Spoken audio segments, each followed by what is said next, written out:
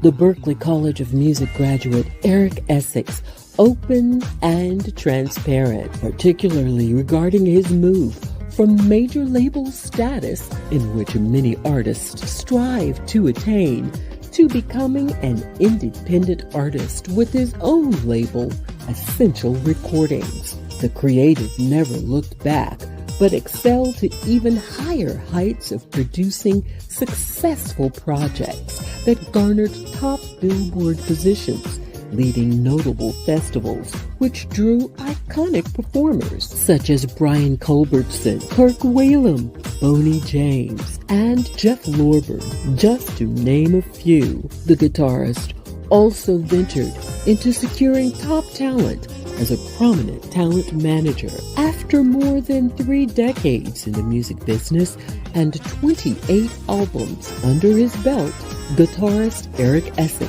continues to push the boundaries of contemporary jazz, showing no signs of putting on the brakes. On the heels of his new release, the confidently quiet spirit of extraordinarily gifted Eric Essix graced the Unsigned Artist Reveal Worldwide studio to chat about his amazing pathway through music and share his newest release, Time to Chill. Hey everybody, and welcome to another edition of Unsigned Artist Reveal Worldwide. I am Sabrina Taylor, creator and host of the show, and I am extremely happy to have you on tonight. Yes, we have another amazing artist tonight, and you are going to love Eric Essix. And I've just been listening to his music all week. Actually, I just kind of turned off the music before I sat down here tonight. That is my way of just getting into the spirit of the artist and his music. And I'm just so honored to have him on. There's so much of him that I just don't have time in 45 minutes to an hour to share with you. But listen, where's my phone? Here we go. Here's what I want you to do. You know the routine. Get your handheld. I want you guys to share. I want you to invite, tag people, let them know we are on the air with another great artist. And so everybody, I want you to give an Unsigned Artist Reveal welcome to our special guest, guitarist Eric Essix. Thanks so much for coming. Welcome. Thank you, Sabrina. It's a pleasure to be here. It is really an honor to have you on the show. Really. I was sharing you guys back of house how I discovered Eric. Now, I've seen you really like through Facebook, and I've seen you standing in pictures with others. But I'm always on Spotify, either Instagram or Spotify. I'm listening to Spotify and it's giving me suggestions, and it suggested you. How about that? That's a good thing. Yeah, I know, right? And it was such a cool thing because remember I was sharing with you about Greg Manning, and I was traveling, and it was like between you and Greg Manning. Part of the way I was listening to him, and then the other part of the way I was listening to you, and it was such a cool ride listening to your music. Such a good ride. Greg is a very good friend of mine, and he's a wonderful artist and composer. So whatever you were listening to, I'm pretty sure it was good. Yeah, it was amazing. It was really, really amazing. I want you to bring us in and kind of take us back a little bit, if you don't mind, of your first memory, if you will, of music, Eric. Wow. First memory of music. Yeah. I do remember the moment that I heard some music that made me want to play the guitar. That I remember very, very vividly. And I think I shared with you, this moment was a moment that millions of guitar players around the world experienced in real time together. and that was hearing the Beatles on the Ed Sullivan Show. Oh, wow.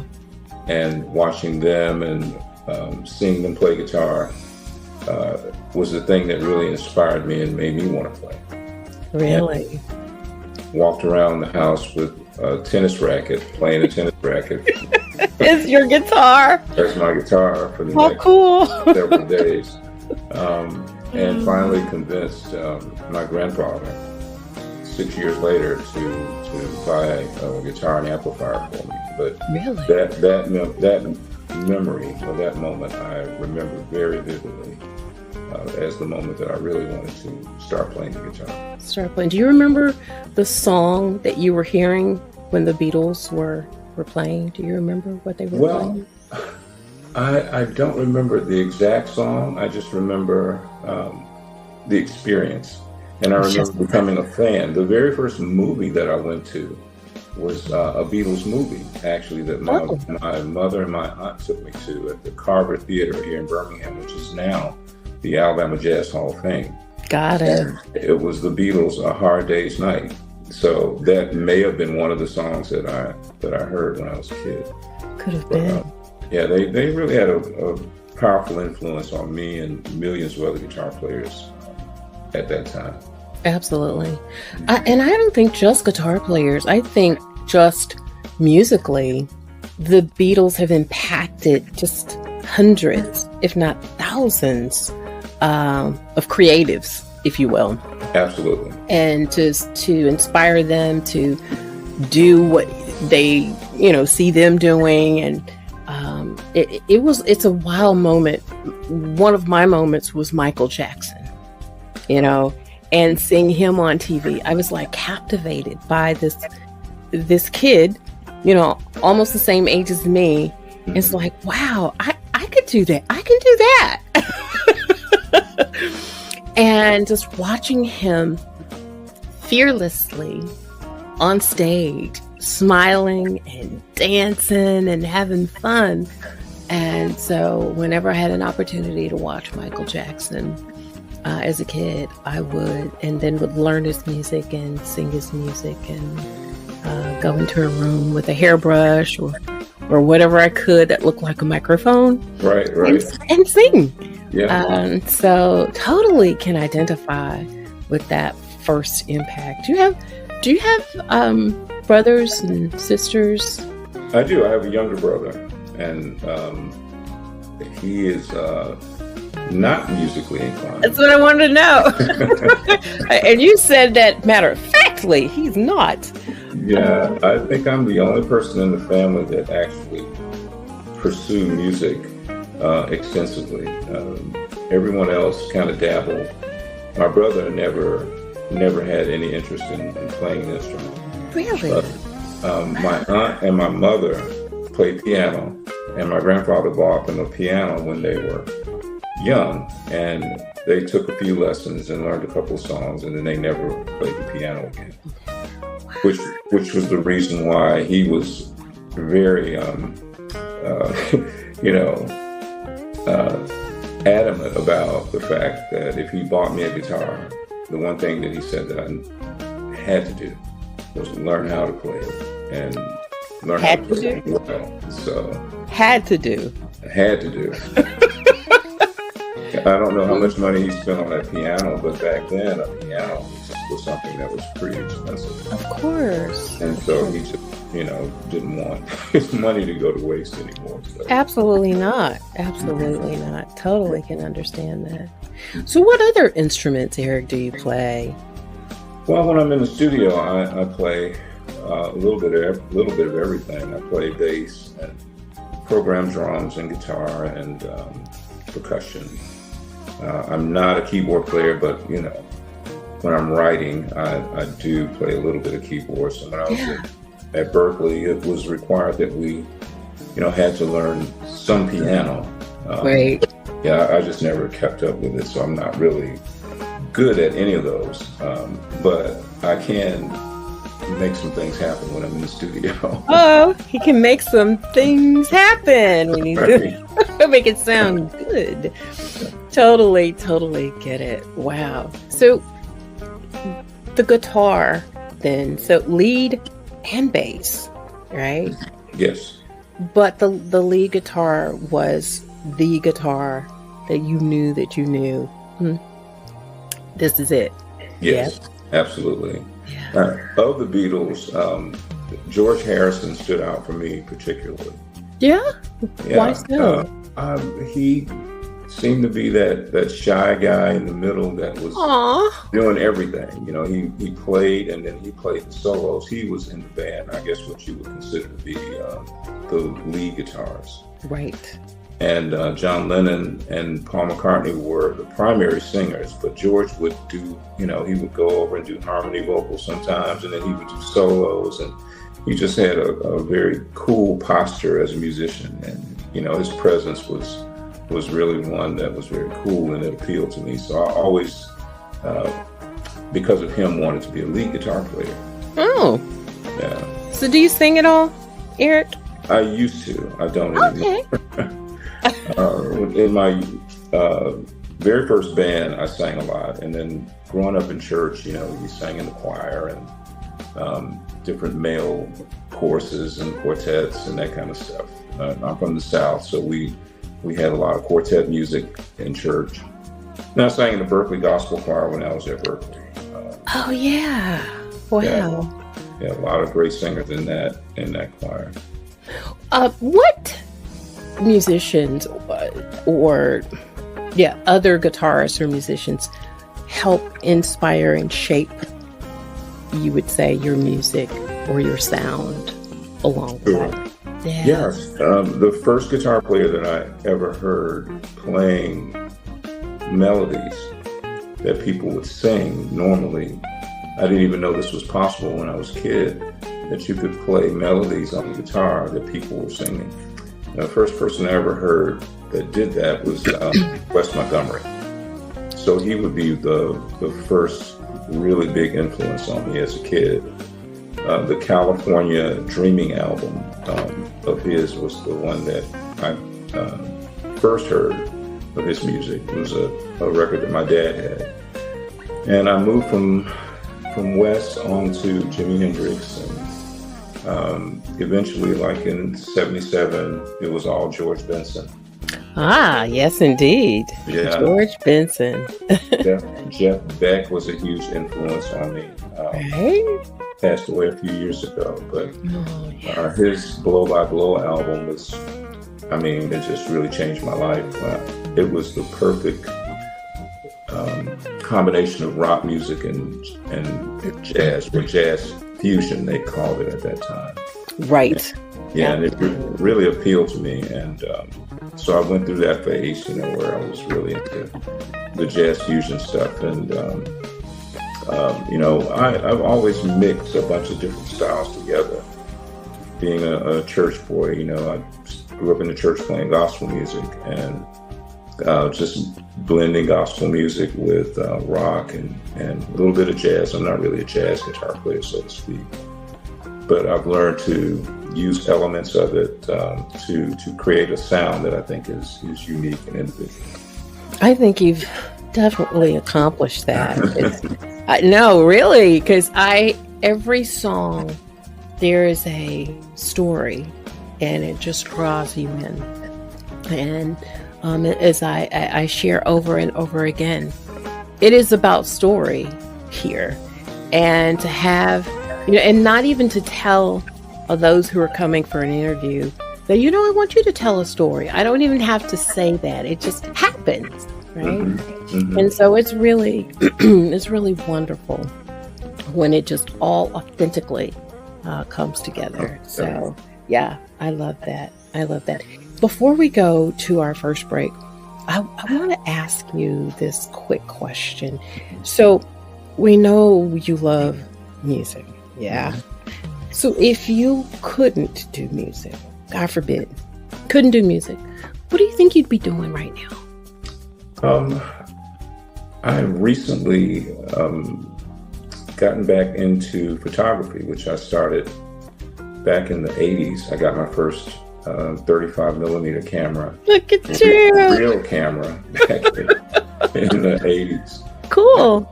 I learned how to develop film, and Shot a lot of black and white images. I think I would devote my time to photography and just Really? just becoming a better photographer. In fact, there's several album covers of mine that I shot, starting with, let's see, there's a record that I did while I was at Berkeley called Third Degree Burn. I shot that album cover. It was a selfie. Aww. And then I did a record called Small Talk, and my son was about maybe 4 months old. Yeah. And I took a picture of him for that album cover. So I did another album called Abide With Me, which was another selfie. But yeah, I've dabbled in photography for a long time. Wow, sounds amazing. And I'd love to see some of your work. Definitely would love to see some of that. And yet it's just so interesting when you ask a question like that, what response you get. I've had one artist that said, I couldn't live. Wow. Yeah, that was kind of a deep answer. Yeah. I didn't expect that. I said, oh boy, well, let's make sure you continue to thrive in music, Right. because we want you to remain here on the earth. You're such a great talent. So I just think sometimes you just never know. And the answers you get are just kind of amazing. And sometimes quite unexpected. Well, so we're going to take our first break, Eric. Okay. If you could just sit there and chill for just a moment, we'll be right back with you. And everybody, please don't go away. We've got more conversation and the coveted music premiere when we come back in just a moment. Stay tuned.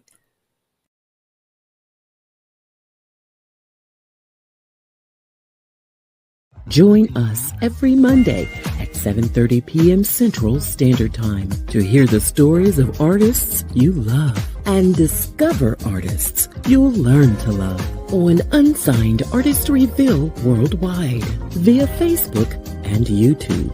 We are expanding. You can locate us on 7 affiliate radio stations, rebroadcasting Unsigned Artist Reveal worldwide segments around the globe. Come on, join the indie community.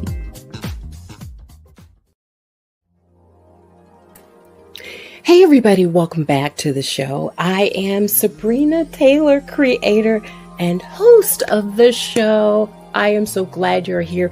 If you are just joining us for the first time, our special guest is guitarist Eric Essix, and it's been amazing. I love his music, and I told him I've been listening to it coming and going. Even during hair and makeup, I was listening to Eric. Wonderful, wonderful musician. Thank you. Honestly, appreciate you coming in and sharing with us on tonight. Eric, I wanted to ask you, and being an independent artist, I know because I've heard, and I've got friends who are in this industry. There are different answers for this, but how do I put it? What's the greatest challenge that you faced either as a musician or as an independent artist to date? Wow. That's a really, really good question. Yeah.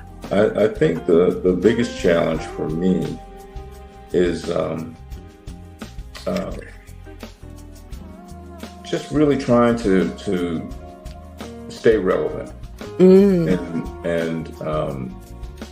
in this climate now, I mean, when I first started, when my first record came out, I'm pretty sure I could count the number of guitar players in this genre. At the time, it was more considered contemporary jazz.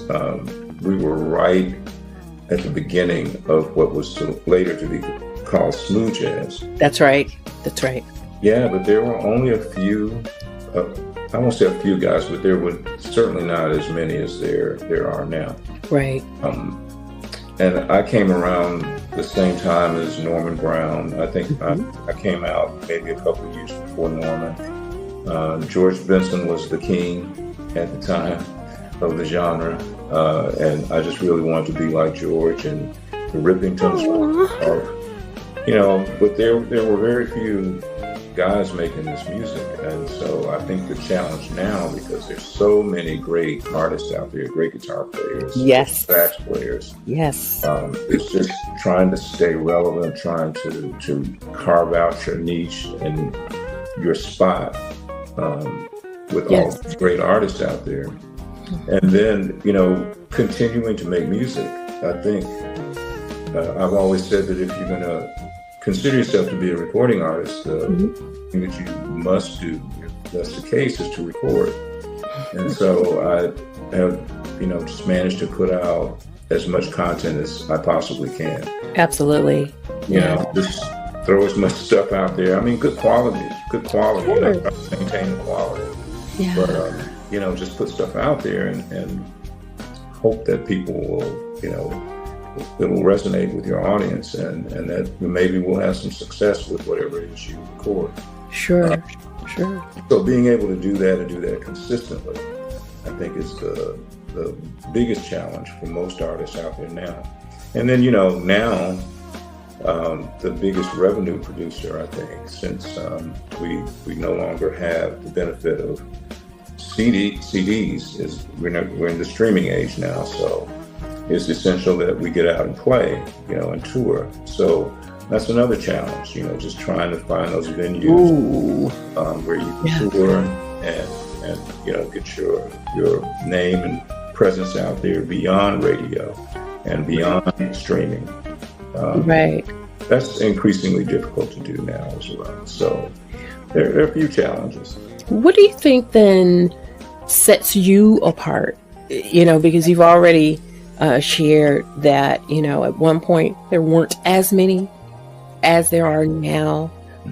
Great guitarists, and you and I both know that.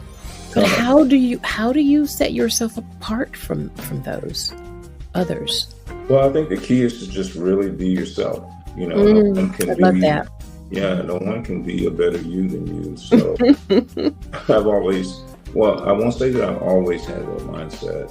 In 2000, I was signed to a record label called Zebra Records, which was, I remember that. Yeah, Zebra was pretty popular in the 90s, and I was signed to that label, and I did this record called Small Talk, the first release with them, and the second release, I think I had grown tired of trying to be an artist or a guitar player that I really wasn't. Sure. And I went to Ricky Schultz, who was the president of the label. He's a really good friend of mine still.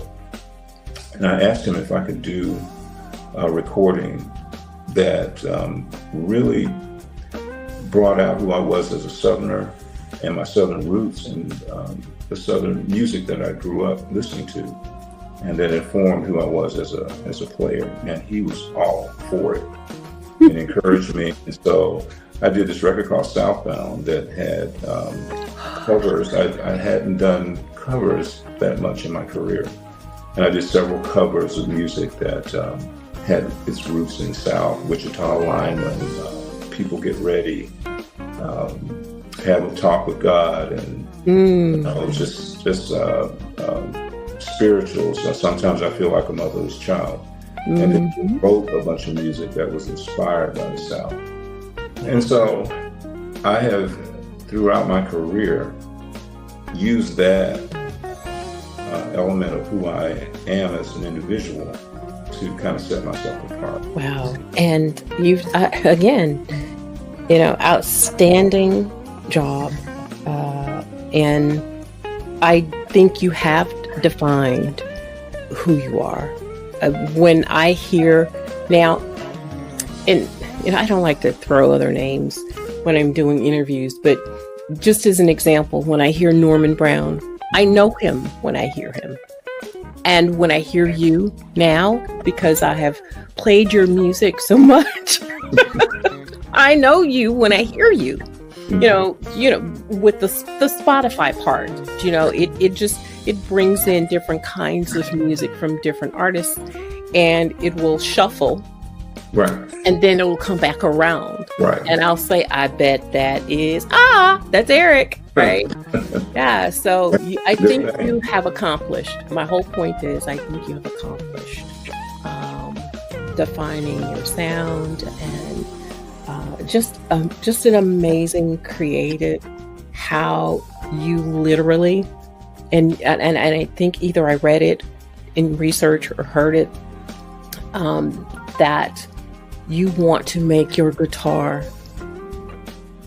sing like a voice, like a voice. And I think you've accomplished that. Thank you. Absolutely. That's always the goal. Yeah.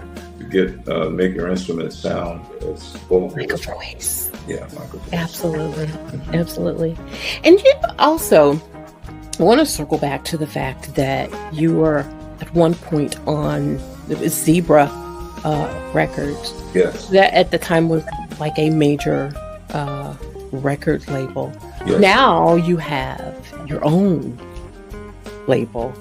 And you want to share the name of the label and why you chose to create your own label, Eric.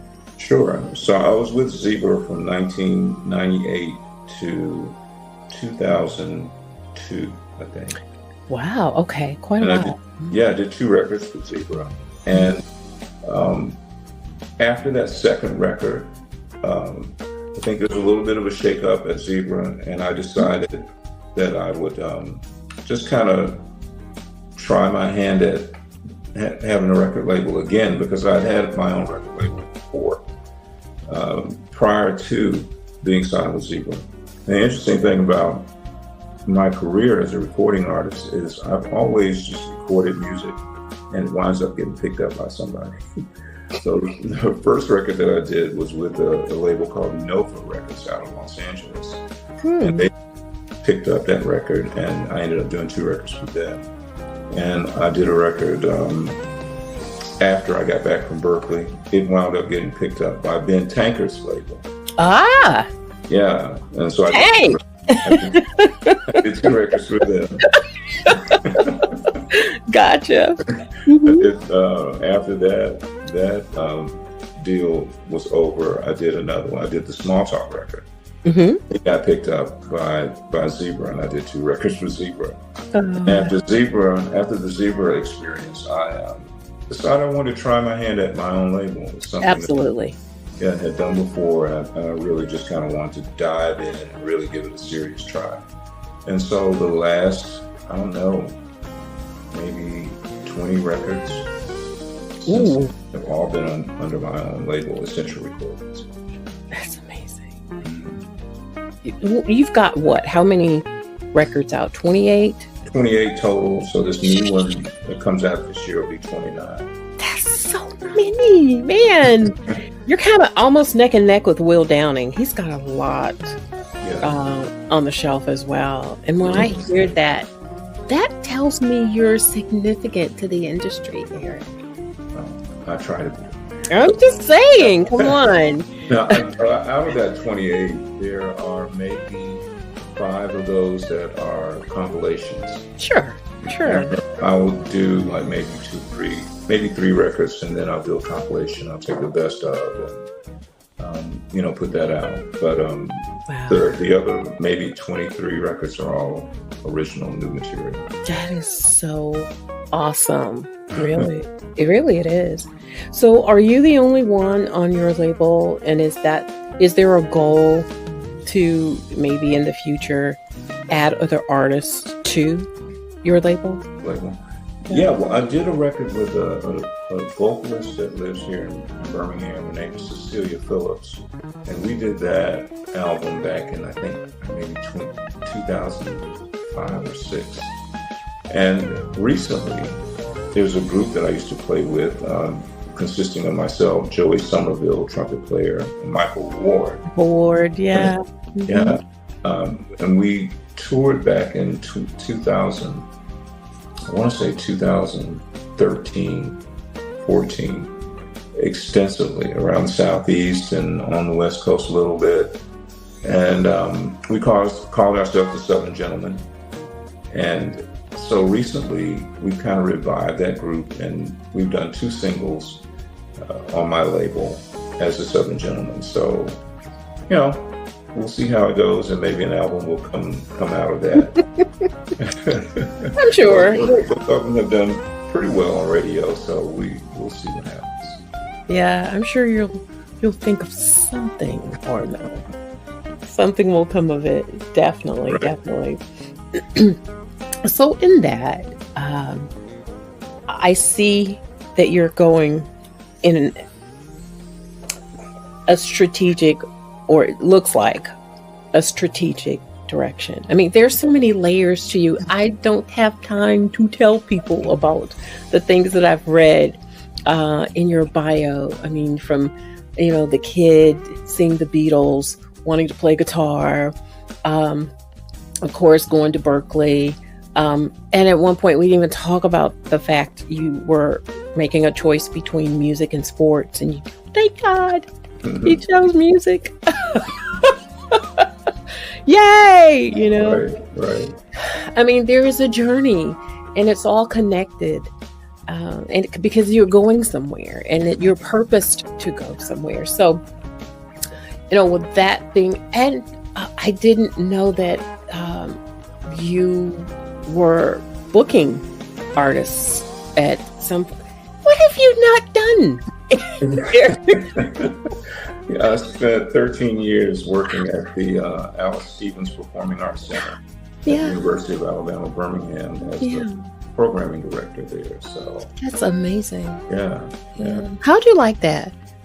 I really enjoyed it. I had actually been doing it for a while. I had a couple of jazz festivals, actually one of the first true jazz festivals in this area.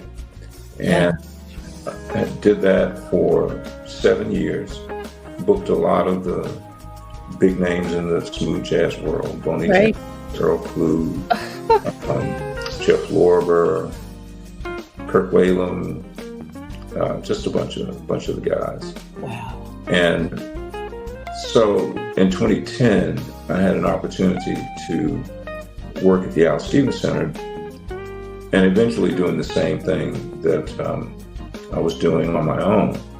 And it was just doing it on that level. And while I was there, I had the opportunity to work with some just incredible artists, from Liza Minnelli and Al Pacino, and whoa, you know, just a whole nother level of artists. Herbie Hancock, Chick Corea, Betty Black. So Eric, just learned a whole lot from, you know, that experience, and being around certain people in the industry at that level. You know, you learn a lot. I'll save this for the break. I want to kind of stay. I was trying to decide, should I ask the question now? Should I wait? I want to start talking about the creative part of you. So I think it would probably be fitting to have it all in one run. So we're going to take the last break of the night. How about that? Okay. And if you would just hang out with us for a moment, we'll be back with you in just a moment. Everybody, I hope you're enjoying the pathway that we're going, and that is definitely talking about legacy and the journey of guitarist Eric Essix on tonight. Things I didn't even know, and things I did know, and just discovering so much about him helps me understand why he's so passionate when he has the guitar in his hand, and he's just moving in the rhythm of life. And that's what I think music is all about. Please stay tuned. You do not want to miss the music premiere, which is coming up in just a little bit. We've got a little bit more to talk about, but you don't want to miss the coveted music premiere right here on Unsigned Artist Reveal Worldwide.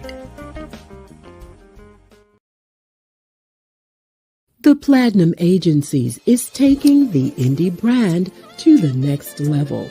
with customized strategies that include interviews on unsigned artists reveal worldwide, as well as campaigns on social media. Listen to what these artists have to say about us. Soul R&B artist Selena Albright says, "I believe in the platinum agencies and the amazing things it will continue to do for independent artists in the future."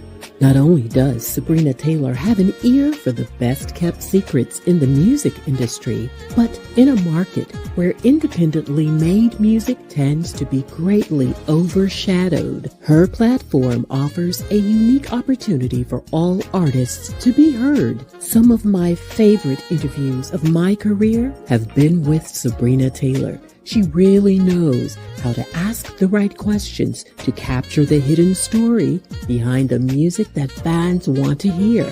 And I've always been so moved by her ability to pair her original imagery to my music whenever I visit her platform. Soul jazz artist Cherie Patrice says, UAR is a great platform and source for indie artists to promote, expound, and extend their brand. You can always count on UAR to capture the essence, the heart, and the soul of an indie artist within its presentation. I always feel welcomed, celebrated, and in good hands with its CEO and founder, Sabrina Taylor, who puts her grand touch of elegance and excellence on every artist she comes in contact with. I highly endorse the UAR worldwide experience. Connect with the Platinum Agencies at tpatheplatinum.agencies.com. Hey everyone, we are near the end of the show and it has just gone by so quickly. This hour does not take long to unfold, and I hope that you have enjoyed our guest, guitarist Eric Essix, on tonight. And we're definitely going to get into the music premiere before long, but I want to talk a little bit about the creative side of you. What does that look like when you do a lot of writing, correct?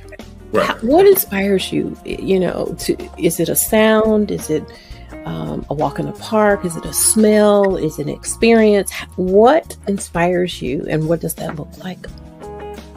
All of the above. Love it.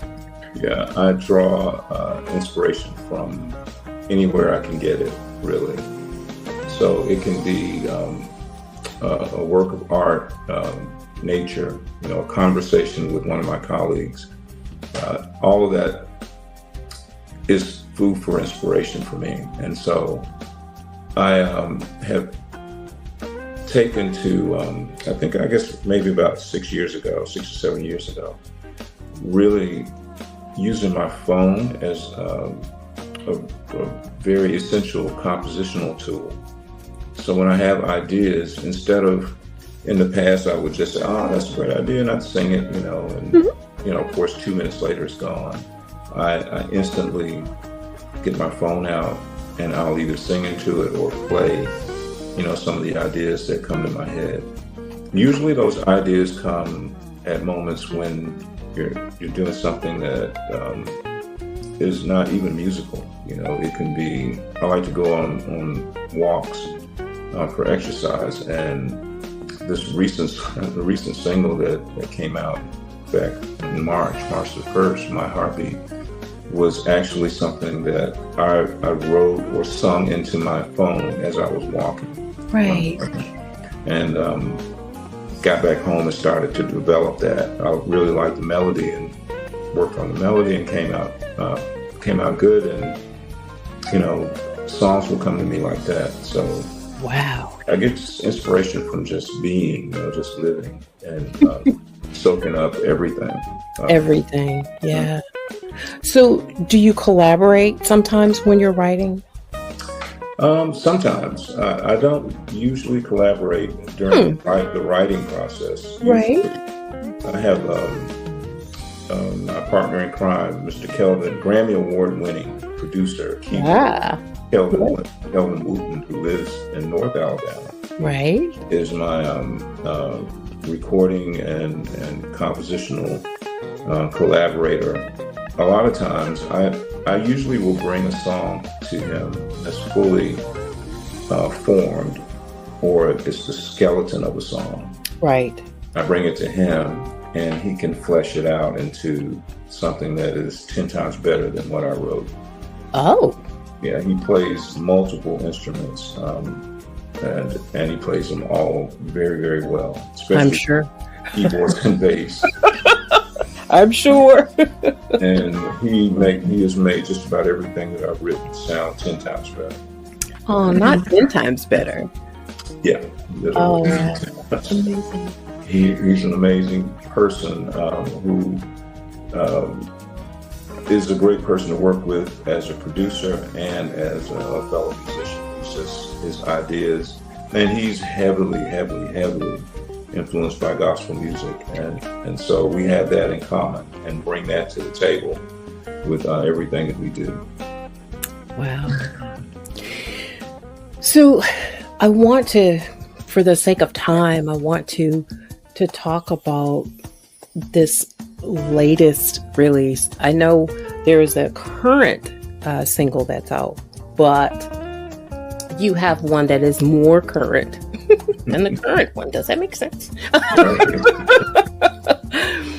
So first talk about My Heart, My Heartbeat. Where did that inspiration come from? Once I had composed a melody and put some harmony, some structure around it, I recently started to explore music that I've been in love with forever, and that's bossa nova. Ah, yeah. And I've loved bossa nova music for many, many years, and have played it in my band and in other bands that I've worked with. And so I thought about putting a bossa spin on this particular tune, and it just really worked well. But yeah, the fully formed song was inspired by bossa nova. And, as I said earlier, the spark of the idea came from a morning walk and just recording what I was hearing in my head on my phone.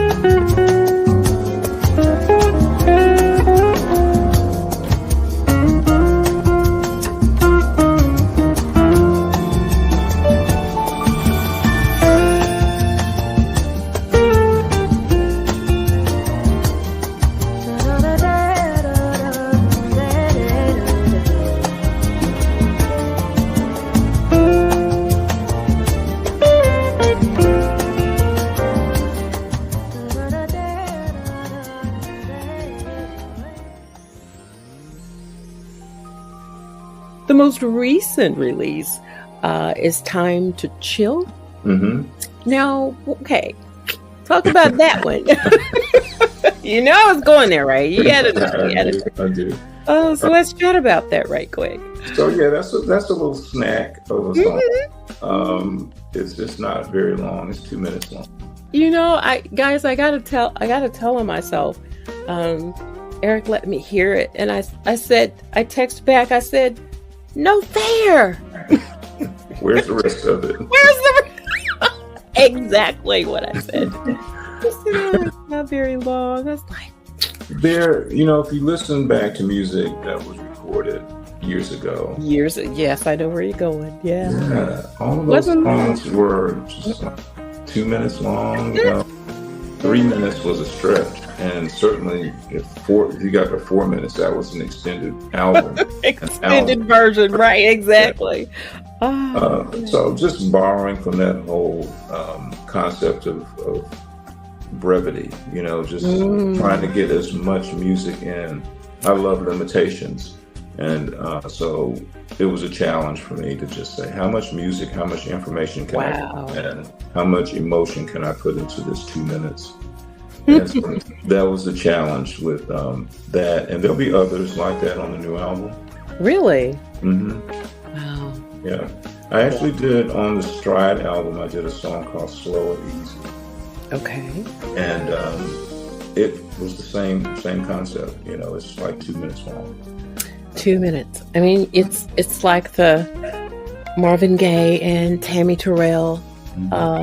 Nothing like the real thing, baby. It's in and out. It gets you. It hooks you. Yeah. And then it's gone. Yeah. It's like, wait, where's which the makes rest? you want to listen to it Again and again. And that's what I did. Yeah, you did steal from the past a little bit. Right. And I can definitely appreciate that. Well, we are going to premiere, and there's a video, guys. Normally, some of the artists, when they come on, it's so fresh and so new, there's no video. But, Eric was quick draw McGraw on this one, and he put together a really nice video, and I want you guys to enjoy it. It's 2 minutes, like 2 minutes and 6 seconds? Something like that. Two-ish. Like, yeah. So you can't, they can't go away. They can't go get popcorn while I'm transitioning into the video. But it is a beautiful, beautiful song. And just as I said, oh wow, I feel this song. It was gone. You are right. Yeah. And you guys will see in just a minute what are they talking about? And you'll see it in just a minute, you guys.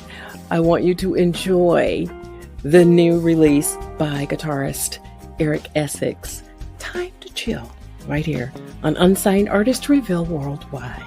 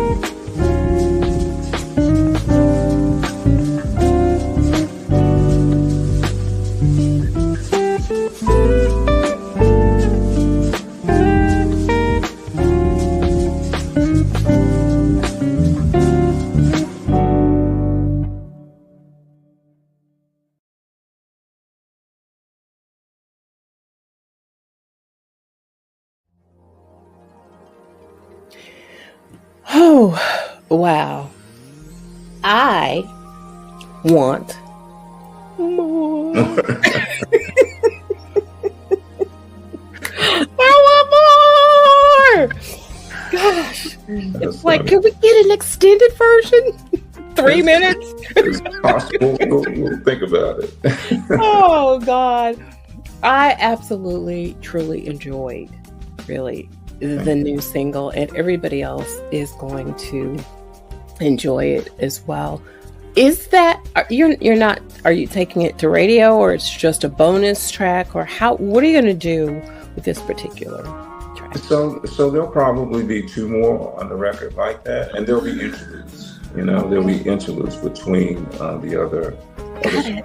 But even My Heartbeat is, it's not even 4 minutes long. Right. You're right. So yeah, all the songs on the record will be brief. Just try to get the point across, and so there'll probably be maybe 2 other interludes like Time to Chill on the record. Really? So I really like that format. I like working, with do you? That time limitation. Yeah. Well, I can tell. Creative. I can tell, and there's nothing wrong with it at all. I mean, Thank you. All jokes aside, Eric, I love what you're doing and how you're doing it, and it just works. I mean, if it ain't broke, don't break it. Don't fix it. Yeah, just let it ride. Let it ride. So, are you going to tour this year? What's the plan? What's in the plan for Eric?